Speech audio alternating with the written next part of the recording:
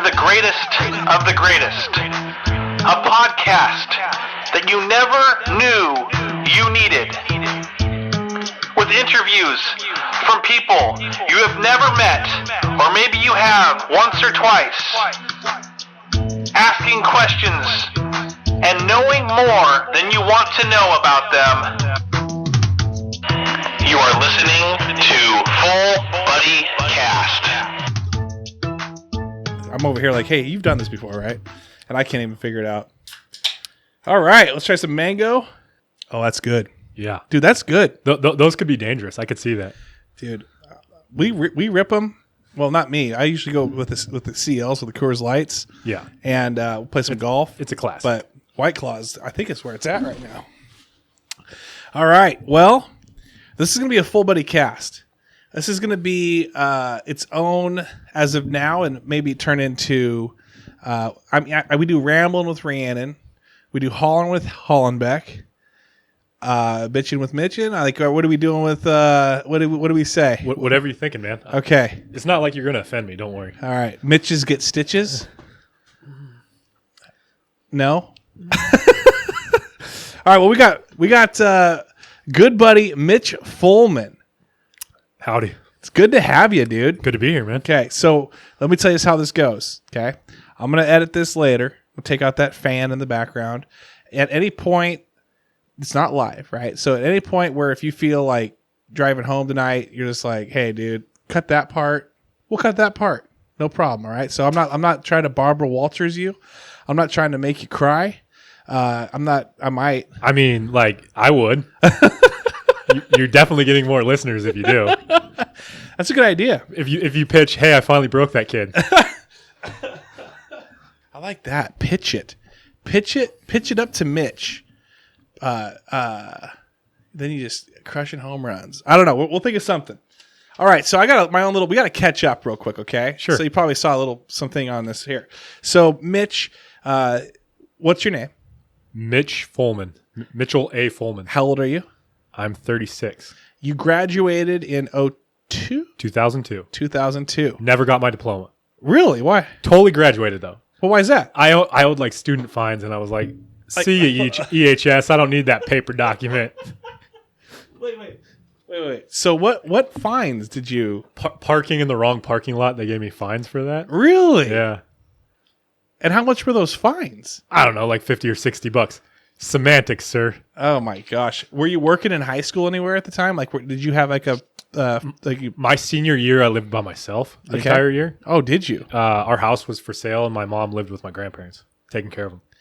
Really? Where was she? Where was that at? They lived in Spanaway, so I was up here by myself my entire senior year.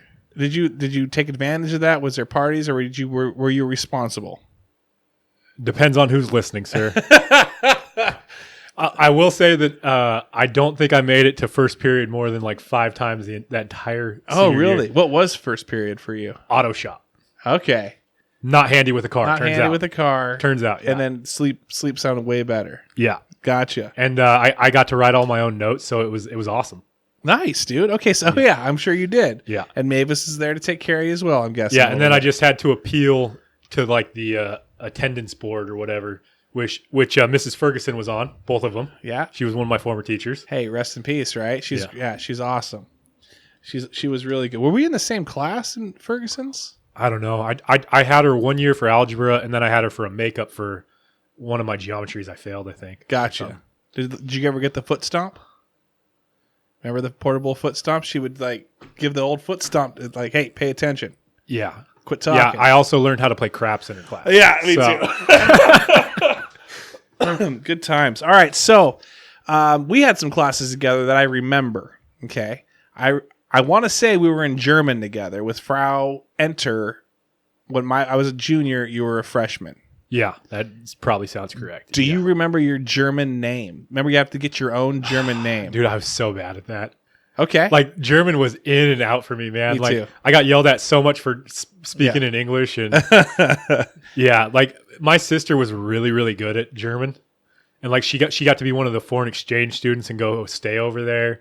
And I looked at it as an opportunity for the same thing, but for other reasons. Like, I want to go over there and party. Yeah. I'm gonna have such a reckless time. Right. And then my mom was like, yeah, you're not going overseas. There's no way I'm letting you go. Really? And I'm like, but you just let her. Not you. Nope. You didn't prove it to me. Turns out, yeah. Wow. My only. But you can live alone. Yeah, you can do that. You can't go to Germany. By that Germany. point, by my senior year, I think she was just done anyway. She was just like checking out. Yeah. Good luck. You're 18. Did you get that? Did you get the good luck you're 18 kind of a thing at that point? No, I mean, I wasn't technically like paying for the house that I was living in, right? But I was paying for all my own groceries. So did you work? Where did you work? I guess that's one of the questions that I forgot. I was that year when I was on my own. I was working at Blockbuster. That sounds familiar. Blockbuster Video. Did you work with Eric Madrid at all? Did you work with who else was there that worked there? I think he was just getting out when I was getting in there, but like Brian Lang was there. Yeah, okay. Brad Nearing was there. Yeah. Sean Macklin was there. So a lot of people that we're going to bring that up here in a second. A lot of people that we did drama and stuff with too. Yeah. Right on, dude. Yeah, it was good times. Yeah. So don't know your German name. Mine was Ingo. I can't remember. That's long gone. It's too far. It's too far. All right. So again, we also knew each other from other things. Now you were you had some similarities. You were very funny. You were at the time, and we're going to talk about this later, but you were a little hefty, not huge. But that's deceiving though, and we can bring that up. I was bigger than people thought I was. Oh, really? Oh, yeah. I didn't think that you were that big. Yeah. All 4 years of high school, I was over 300 pounds. Shut up. Yeah. How tall? 6 foot. Okay. Yeah. Did anyone try recruiting you for like football or anything like that? So I played football my freshman year, and I really disliked the coach. Okay. And I quit freshman year. So just the coach ruined it for you. Yeah. Gotcha. Yeah. It wasn't fun for me at that point. So I was just done with it. Yeah. Right. And then I found drama, and and you were good at it. Mrs. Summers was like amazing. I feel like if she wouldn't have been there in that scenario, I don't know that I would have finished high school. I was really not interested. You were checked out. You were checking out yourself, kind of a thing. By senior year, there wasn't anything that appealed to me there. If that makes sense. Yeah. Like there wasn't anything that grabbed me like drama did. Right. So if it wouldn't have been for her, I don't know that I would have made even graduation. So the thing that I remember you as Doug Heffernan, right? From the King of Queens? You got a lot of. Did you get people that kind of said, "Hey," because you were funny and you were kind of the bigger guy? Yeah. Well, and it was the cool thing back then too. The later analogy to that is me and my wife, how we bicker back and forth. Are you guys the same kind of that way? Is the kind of that same relationship that they have on King of Queens. Her grandparents started calling me that like years ago. Oh, really? Yeah. Just because of that? Because how you guys were just always bickering back and forth? Yeah. But one of the main reasons I know you is because, and a lot of people, they probably look at drama and they probably look at doing plays and this and that. It's like, oh, not that much, not as hard as sports, not as time consuming as sports, not as time consuming as getting ready for a game and this and that. I got to be honest with you. I've played sports, and yes, sports is you're very involved, but drama, putting on that play, the Crucible, right? And that was a big thing that Mrs. Summers took on. She always wanted to do the Crucible. She told us that. She said she just didn't have the multi-talented group that we all had, right? We had Brian Lang, Cody Rackley. We had... It was big production, yeah. Annalise, I want to say. Was Annalise in that one? McKenna? Or we called her Olds. We had Crystal Furtwangler. We had James Trobaugh. James Trobaugh was really good. I know... did I say Brad Naring already? No, I don't think Brad Naring. Yeah. The jailer, I think he was. I don't know, maybe he wasn't. But we had... Natalie Guillen. Was Marie Terrell in it? Marie Terrell. I know I'm missing people. This is, again, 20-something years ago. It's actually 20 years ago. Oh, yeah. It was over 20 years ago, probably. Yeah. It's 20 years ago. Yeah. Because I graduated in 2000, and I think we were we wrapped up in May. Yeah. Mid-May. So, about 20 years ago. Yeah. That show was the first one that I worked on as a tech. And what it taught me was, man, I'd rather be on the stage. Yeah. Like I'm up in the lights when we're setting all the lights. It's hot up there. It's terrible. Mrs. Summers is barking at you. Oh, she's barking at you. Yeah. And I'm like, those dudes are just standing on stage having Yeah. a fun time Yeah. right now. Yeah. Like, that looks way more my style. Yeah. And then I think you and Aaron Peters. Yeah. Yeah. Aaron, you guys were both stage. We, from that point on, we ran with it, man. We swept up all the shows. You guys were your two-man wrecking crew? I think we were in everything from that point on. I mean, how cool. Yeah. And it was the best. I mean, you put in so much time. Like, it's like having a full-time job outside of school. Oh, dude, and that's what I'm saying. Yeah. So you're there after school, which is around what school got out 2:30. So you're there at 2:45, and you're there till like 6:37.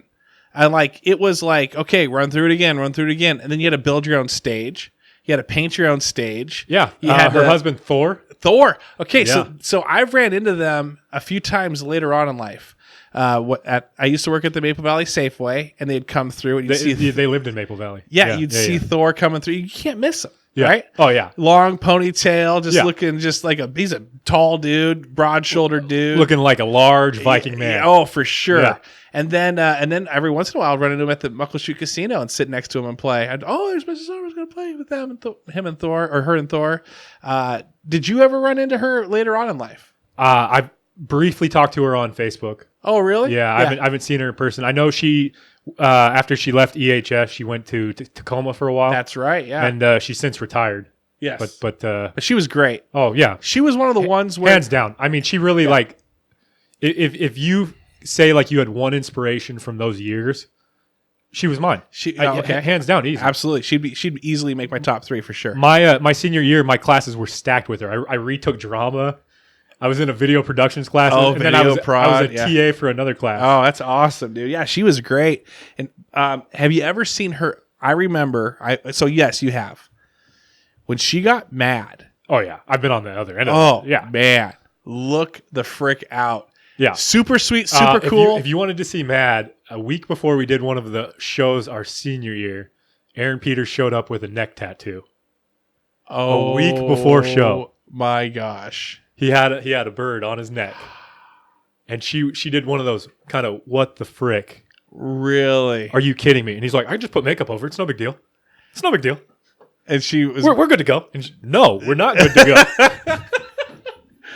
I remember that we did a performance like a week before. Now I don't know if this was her tactic, but a week before we were ready to go live, have our like 3-4 days of grueling shows. She said it was one of the worst performances that she's ever seen in her life. And I think before that we were thinking, all right, we're nailing it. Like she's happy with us and this and that. Yeah. And she had a high standard. She really did. But then if you would have done like some of the stuff that we did, like we took a group to watch a show over at White River just to be comparative. Yeah. Right. Like it wasn't condoned by her. It wasn't even suggested by her. Oh. But one of our friends was like, hey, do you know White River is doing this show? Yeah. Midsummer Night's Dream. And we just did Midsummer Night's Dream last year. Let's go compare. Yeah.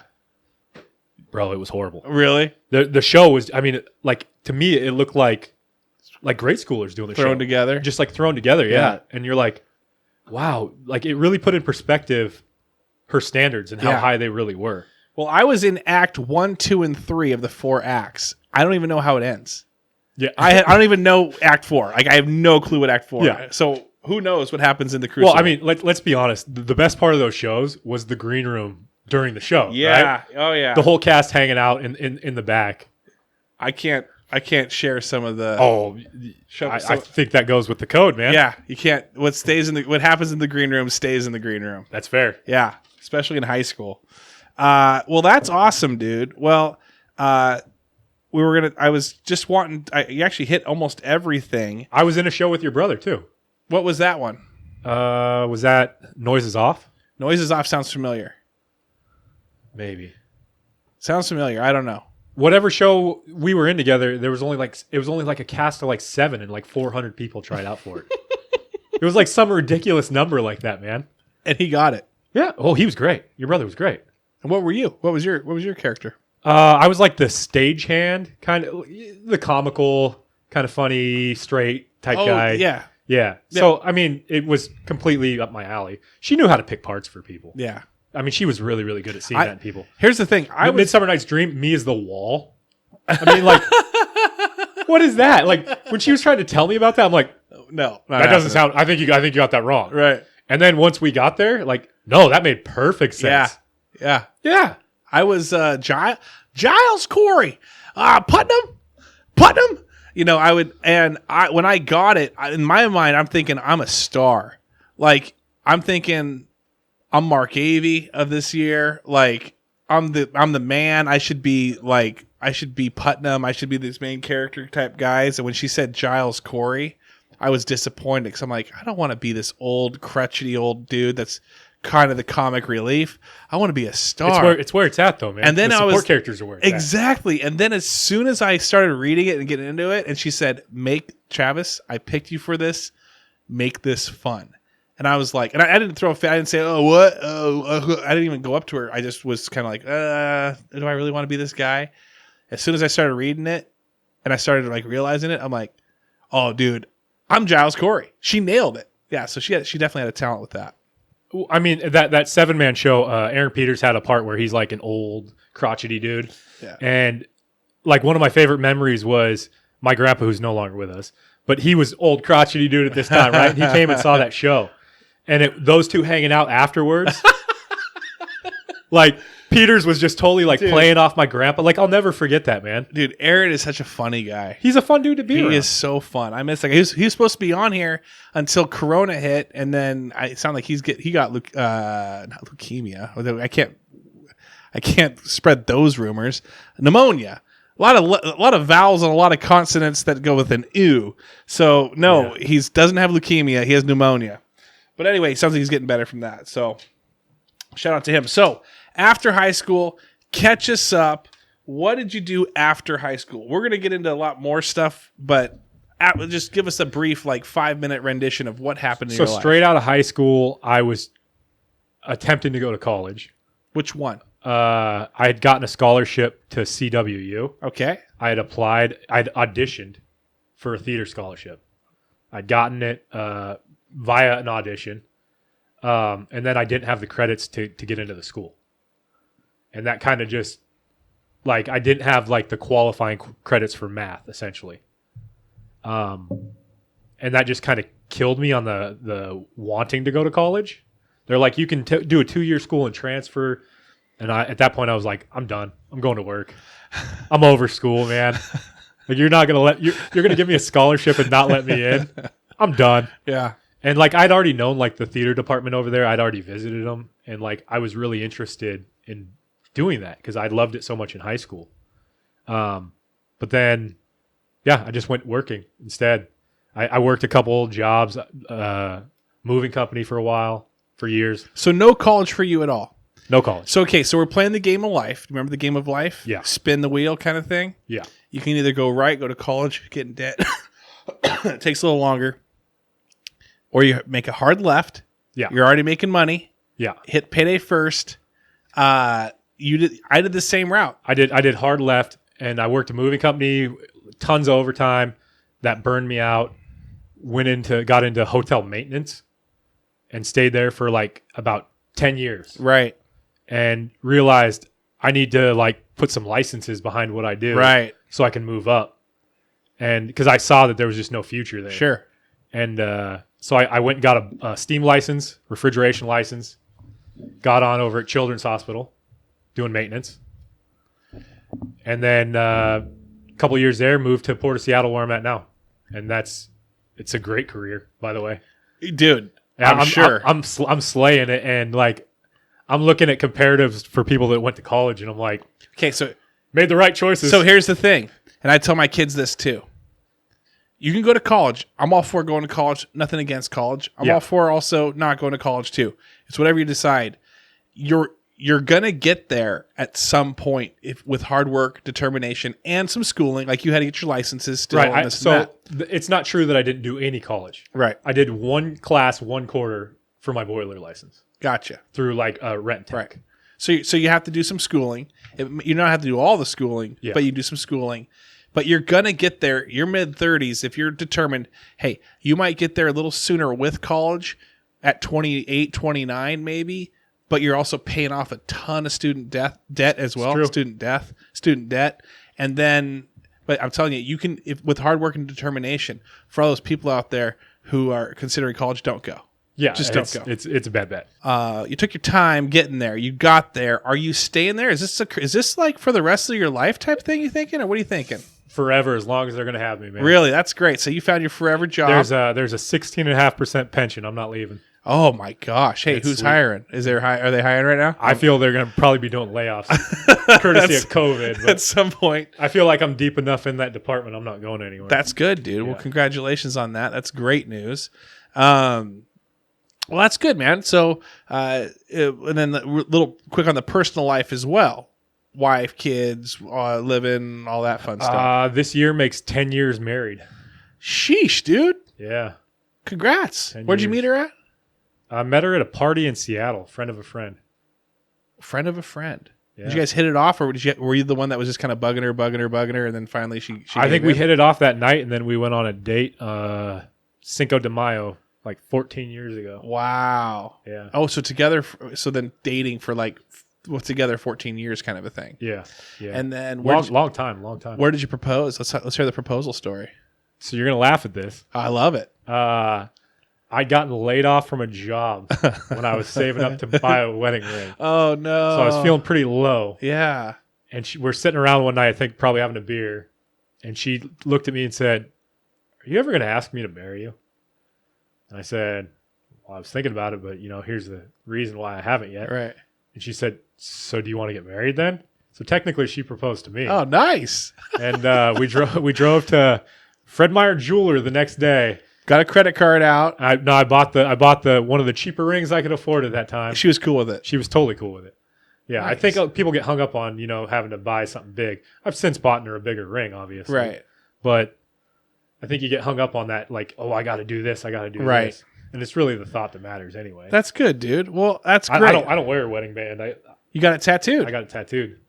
Yeah. For life. Can't take that off. For life. Well, or I lose the finger. Yeah. Oh, that's true. I'm pretty sure they could just cross it out. I mean, like technically. Are you and then kids? Let's talk kids. I have a 7-year-old and a 2-year-old son. Both sons. Wow. Jackson 2 years old, and Xavier. Huh? Yeah. And are you guys done, kind of a thing? Yeah. Yeah. That's kind of what we. You kind of get to that. Here's the thing. Here's the progression of life. You get out of high school, where you go to college, or where do you go trade, or what are you going to go do? Once you figure that out, you start dating someone, and they, when are you going to get married? You get married. Hey, when are you going to have your first kid? And you get your first kid. When are you going to have your next kid? Yeah, instead of having kids, is this your career? Yeah, this is your career. Okay, the next step is, when are you going to retire? And then the next step after that is, when are you going to die? Yeah. Like, there's really not much more that you could ask that person. It's it gets kind of morbid, doesn't it? Yeah, it gets bad real fast. Yeah. So that's exciting. So raising sons. Yeah. Have you done the coaching thing yet? Have you coached your own kid yet? I haven't. My wife has coached him. Like T-ball type stuff, or what? She coached a basketball team. How'd that go for her? I think it went pretty good. Her and her brother. Well, she didn't have a problem with the other kids. Our kid listening, like, no, she was like, I don't ever want to coach him again. That's the same way for me. Yeah, they see you in your underwear, they don't respect you. Yeah, they'll listen to any other adult. They see you. I don't listen. Yeah, I listen to this guy all day. Why am I going to listen? I think if anything, this COVID thing has taught us about how our kids listen, right? Like, because we're around them all the time now, and it's like, I'm going to take all your stuff away. Okay. Yeah. I'm gonna spank you. Right. No, you won't. Right. Like, damn it. Yeah, I know. Like, he knows my bluffs, man. Well, for me, it's like, now I'm like taking away. It's a takeaway time. My kids are old enough where it's like, okay, no, today I had to do it. One of my children went over washing dishes 100 times. That you gotta not with our dishwasher. You have to wash the dishes as if you don't have a dishwasher. Yeah. And this is just kind of the thing that just sprays it, and then it gets hot, and that's it. I've heard the same thing about my dishwasher, but to be honest, dishwashing is the one thing I don't do. Oh, yeah. It's just like I draw the line. Like, I'll clean the entire house. I'll do all the yard work. I don't like laundry. You'll fold? I'll do, well, like, I'm particular because I have all the sweaty activities with the fitness and all that. I do all my own laundry. Like, I just keep my stuff separate. Yeah. So I'll have like my own load, and I'm like, do whatever you want with your laundry. Like, I don't care. Right. If it's in my way, I'll move it. Thanks. Yeah. I'm kind of rude like that, I guess. Well, that's okay. It's okay to be rude. I mean, you are a 36. 36, yeah. When did you turn it? I'll turn 37 in August. Oh, so you're kind of an older. Yeah. I took an extra grade in elementary, by the way. Did they tell you, or did you tell them? It was in between kindergarten and first grade. It was called pre-first. Oh, okay. And they essentially said, your kid doesn't know how to use right-handed scissors, so we think he needs an extra grade to develop. And then it turns out I was left-handed. Oh. So, yeah. But hey. Probably why I didn't have good luck with right-handed scissors. Thanks, guys. Are you still left-handed? Yeah. Wow, that's impressive. Yeah. No, I don't know many southpaws. Super southpaw, yeah. Wow. Can't even hold a pen or a pencil in my right hand. Yeah, I'm the opposite. I can't do the same thing. It's so crazy how I'm clearly not ambidextrous at all. Like, not even to anything. Yeah. So then now that we're kind of caught up, let's rewind. We're going to go, we got another about 15, 20 minutes on this one. Sure. We can leave it and come back or have other conversations on the next one. But 2 years ago, 2.5 years ago, what are we talking here? For the fitness? Yes. Yeah. 2 years ago, May. 2 years ago in May. So I guess the way that would start, if you want me to segue into that, let's go. We're gonna go. Whoa. Back. Or now we're back in time. So it was actually just over 2 years ago. A doctor pronounced me diabetic. Interesting. And I was already on a bunch of blood pressure medication. I was on a CPAP for sleeping. Did you take chloroquine? No. Okay. Well, that cures everything. So. So essentially, the doctor had like the intervention type talk with me, right? Mm. And he said I was weighing in at a hefty 393. And 393. What's the biggest you've ever been? That was the biggest that I was clocked at. I'm sure I was bigger and just didn't get weighed. Gotcha. Okay. After a big binge meal or something. I don't know. But he essentially pulled me aside and said, "This is the time we have to have that talk. You're diabetic now. It's become you have serious health issues with your blood pressure. Your cholesterol's high. If we don't talk about you getting a weight loss surgery now, you're going to die from this." Did they give you a time? Like they say, it could be your 30s, 40s, 50s, 60s. No, he said I was on a quick downhill. Is the way he made it sound. So what made you? I was already scared at this point because my sister had the health issues she had. She had a heart attack at 31. Really? So from that point on, ever since that had happened, she's 2 years older than me. I feared every day that I was going to die from a situation. So it was a very serious talk with that doctor. But why'd you go to the doctor? Was it just a physical for work? Was it a physical? It was a physical, but my mom and my sister were already diabetic, so they were checking me every 6 months specifically for diabetes. Because that was kind of the next precursor to how serious things were going to be. So your sister had it, and that's why you were going in? My sister and my mom, yeah. Okay, all right, and so that's crazy. Yeah, both type 2, and so once they had diagnosed me that, and he had kind of given me that hard talk of you have to do this or this is what's going to happen. Like there's no other. I had pitched like, well, can't we try again? Like, can you get me like a nutritionist, a dietitian, and let me try this on my own?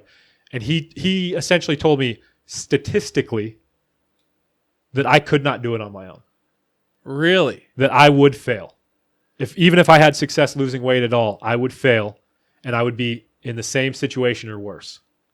That statistics say that's how it goes for people. So what does that mean? Like you're going to you'll gain it all back kind of a thing? I guess. And I was mad, right? Challenged you. It challenged me. Yeah. Yeah. It said, "Oh, I don't believe that you can do this." Right. And it was one of those hold my beer moments, right? Right. Like, "Oh, hold my beer and watch me work, son." Yeah. And so do you have the same doctor still? Yeah. Oh, I loved coming back to him. Was he surprised every time? So the first time I came back was 2 months later. I was 40 pounds lighter. And that's kind of when I started feeling like, this is real, man. Yeah. Like, you lose 20 pounds as a big guy. You're like, okay, it's 20 pounds. Right. That could have been water weight. Right. But you lose 40 pounds? Right. Like, I'm feeling it. I'm on a roll, guy. And I came back and he tested me again and said, "You're not even pre-diabetic anymore. Ooh. Like you've already lost that." And then he said, "But I bet you can't do it." And he said like, no, he was like shocked. He goes, "How'd you do this?" And I said, "Eating healthy and working out. I've been seeing a nutritionalist and she's kind of giving me guidelines." Right. And she told me stuff that I really knew. We all know like healthy eating. Are you still with her? I dropped her. Our goals kind of went opposite Different. ways Okay. when I started getting more into the bodybuilding. Gotcha. But she helped you push. She gave you the push. she gave me the foundation. Yeah. Okay. She gave me the foundation, and she was really more than anything supportive and someone to talk to Yeah. every other week, right? Like somebody that I could say, "Hey, I'm doing this and I'm having challenge this, doing Right. You know, you need the support on your side. The real support that I got and what's really helped me is Instagram.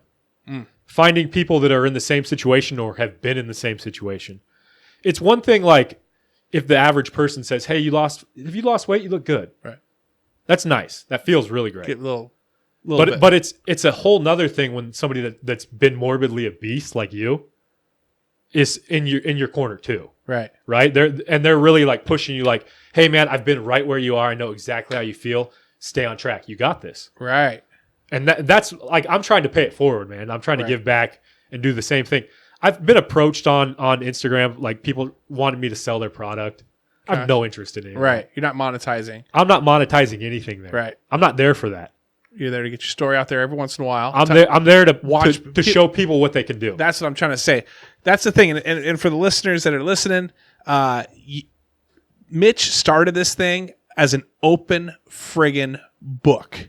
I'm telling you, there were times where you would see his pictures that he would post, and you would look at that and you'd see the raw of what he was doing.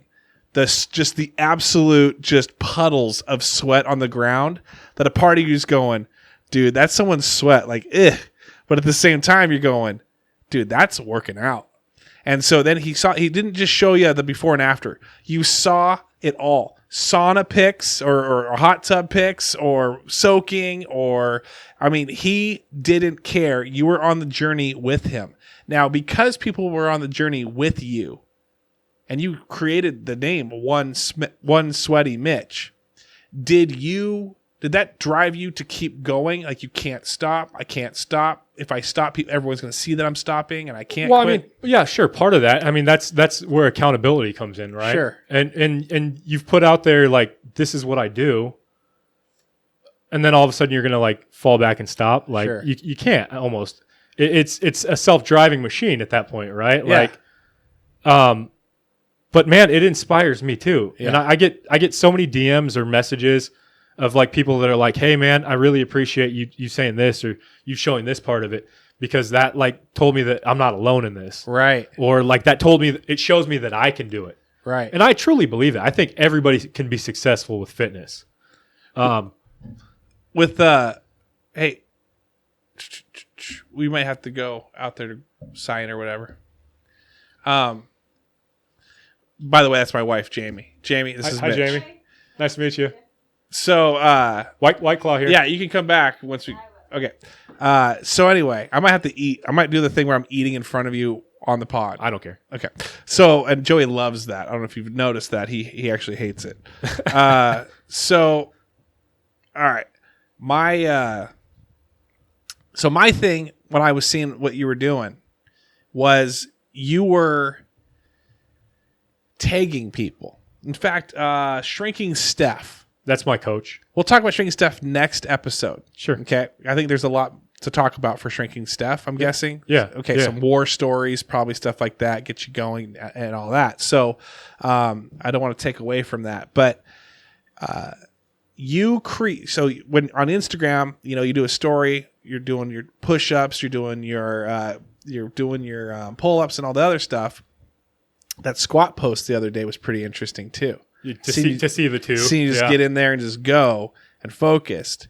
And so he would. It's funny now, like I look at the two, like I had that post a day or two ago where it had one from 2 years ago, one from now. And it's so very different, obviously, right? Like just my physical shape, first of all, is shocking to see the two side by side.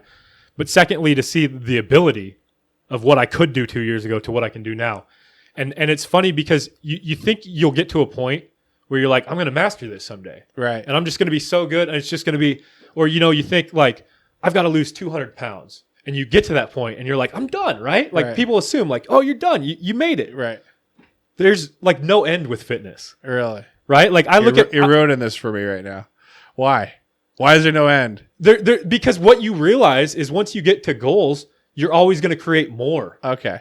Right? You're always going to keep pushing for something better. Okay. So like now, like my point of that with the squat specifically is I look at the videos now and I film myself mostly for me, by the way. I want to see my form. I want to see what I can improve on. Sure. I'll nitpick that and go, oh, look, I can improve this on that. I can improve this. I can improve that. Because I've been doing it long enough now that I understand what I'm doing. I'm getting to that point, right? Right. What are you trying to achieve? How do you get stronger? How do you do it safely? How do you do it correctly? Correctly is probably huge. Now, I want to talk about that in a second. Sure. So he would take his stories and he would tag a few people. And then early on, people would tag him in it and this and that. And then it blew up. I remember when you had like 3, 4, 5 people. And then it was like 10. And then there's a story of like, then there's another one. I remember when I started Instagram, I had like 100 followers and they were people that we went to high school with. Right. Like the ones that just transfer over from your Facebook. Sure. That's where I'm at. Yes. And now I think I'm at like 1,500. That's crazy. I never thought I'd get that. Right. Like I'm totally appreciative of anybody that wants to actually see what I'm doing. Right. But with those, like the check-ins, that was all about accountability. Yeah. And so like the idea was like you were tagging people and they're tagging you. And if you're tagged in theirs, you're sharing their story to put them out there. Yeah. And show all the people that are following you like, hey, this person's getting their stuff done. The reason I kind of stopped that was it got so crazy. Yeah. It got like, I mean, I had like 50 to 60, it's 70 time people consuming. Tagging me every day. Yeah. And you're trying to remember all those names. Right. And I heard people saying like, oh, I just made a list in my notes. And so I just have to copy and paste. I'm like, dude, I don't got time for this, man. Like, either, yeah. My life is crazy. Like, that's the one thing. If I had 30 hours in a day, I could do so much more. Like, where do you sacrifice the time? Right. No, hey, believe me, sometimes I feel like a one-man show, even though I have a bunch of guests and they're awesome. But I have, I'm recording, I'm editing, I'm rendering, I'm producing, I'm putting them up, I'm writing a title, I'm sharing, it takes a while. Yeah. It does take a while. Then you start throwing some video into it and then some lives, and I enjoy it. It's fun. It's addicting. Probably it's fun and addicting to you. Sure. But there are some things that you have to cut out. Yeah. Because then it's just like, I don't have any time. Yeah. Was your, we'll talk about this so here's the teasers, guys. This is what we're going to listen. We're going to talk about coming up on the next episode. We're going to talk about your wife's journey. Because I think your wife had a journey too, right? A little bit. Was she always kind of small? Yeah. Really? Yeah.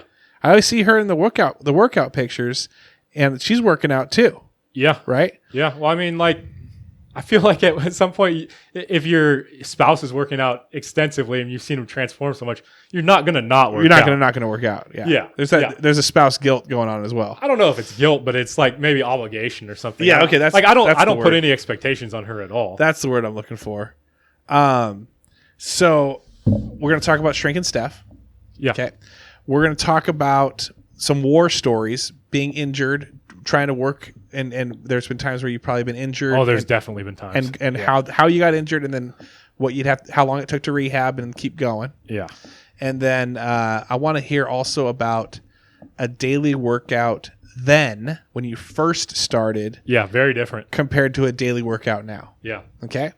All right. Well, everyone, thanks for listening.